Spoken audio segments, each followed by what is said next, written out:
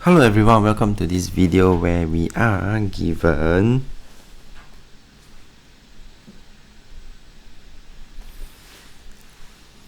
two parallelograms to help us to find two things. One is the perimeter and the other the area. Okay, so for part A, this parallelogram, perimeter will be 15, 15, 20 and 20.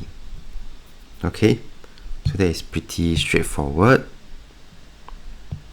Or you can do like what Mr. Tan did, 15 plus 20 I times 2, because there are two sets of this equal size.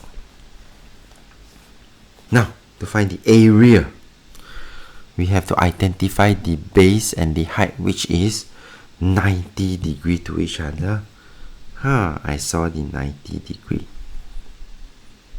And so I'm going to make use of 12 and 20.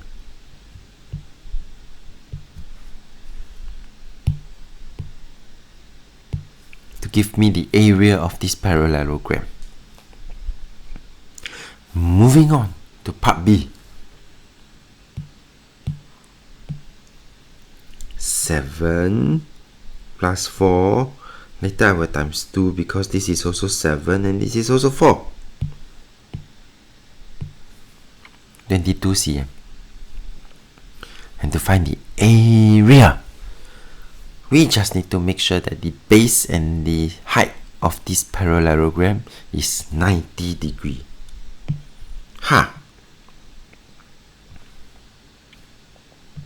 So I'm not going to use 7 meter. I'm going to use 4 meter and 6 meter since they are 90 degrees to each other.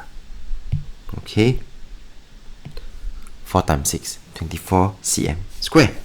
With that, we have come to the end of this video. If you like this video, do give it a thumbs up. Thank you for watching. Have a nice day.